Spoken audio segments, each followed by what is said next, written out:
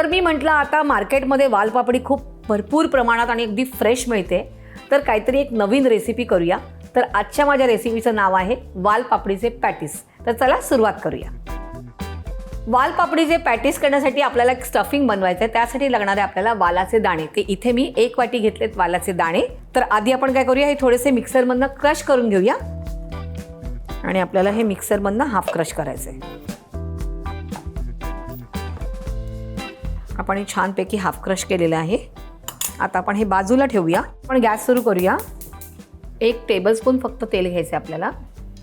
तेल तापलेलं आहे. आपण हा पातीचा इकडे लसूण घेतलेला आहे, थोडीशी कोथिंबीर, मीठ चवीप्रमाणे, हिरवी मिरची इकडे क्रश घेतलेली आहे 1 टीस्पून आणि हे परतून घेऊया. आता आपण इकडे हाफ क्रश केलेली जी वालपापडीचे दाणे आहेत ते घालूया यात घालूया आपण अर्ध्या लिंबाचा रस आणि मिक्स करून घेऊया.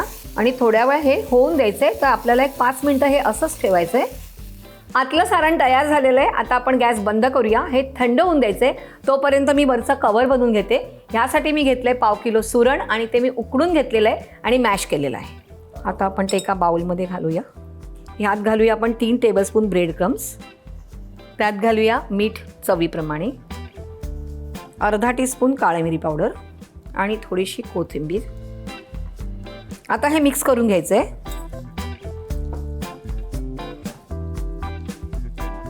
बघा कवरची कन्सिस्टन्सी कशी पाहिजे की असा छान असा त्याचा गोळा तयार झाला पाहिजे, कारण आपल्याला त्याच्यामध्ये स्टफ करायचं आहे. कवर तयार आहे, स्टफिंग पण तयार आहे. मी ऑलरेडी तेल तापत ठेवलेलं आहे आणि आधी आपण मैद्याचं बॅटर करून घेऊया. तर ह्यात आपण पाणी घालूया.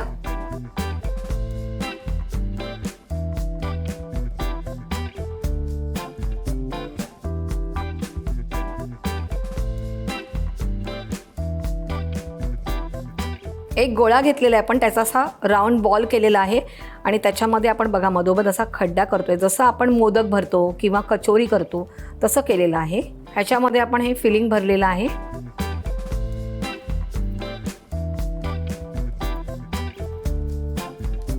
आणि असे चपटे असे आपल्याला पॅटीस बनवायचे आहेत. अशा प्रकारे मी बाकी सगळे बनवून घेणार आहे.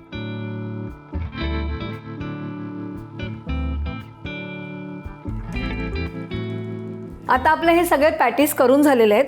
आता मी मैद्याच्या पेस्टमध्ये ते बुडवणार आहे आणि ब्रेड क्रम्समध्ये घोळवून ते आपण शॅलो फ्राय करणार आहोत. तर आपण हे मैद्याच्या पेस्टमध्ये घोळवून घेऊया.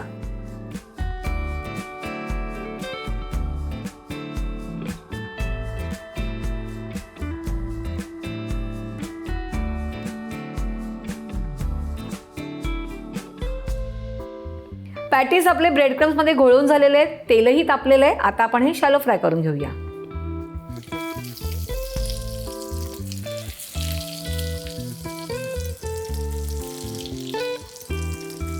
आता आपण हे पलटून घेऊया. एका साईडने मस्त असे गोल्डन ब्राऊन झालेले आहेत. आता हे दुसऱ्या साईडने पण छान करून घ्यायचे आहेत आपल्याला. दोन्ही साईडने असे छान गोल्डन ब्राऊन झालेले आहेत. आता आपण हे काढून घ्यायचे आहेत. गॅस बंद करूया. वालपापडीचे पॅटीस तयार आहे. तुम्ही बघितलं असेल मी बटाट्याच्या ऐवजी इकडे सुरण वापरलेलं आहे. आपल्या मुलांना ज्या भाज्या आवडत नाहीत त्या आपण खायला घालणार आहोत. तर तुम्ही ही रेसिपी करून बघायची आहे, मला कमेंट्समध्ये कळवायचे आहे आणि अशाच छान छान रेसिपीसाठी रुचकर मेजवानीला लाईक, शेअर आणि सबस्क्राईब करायचं आहे.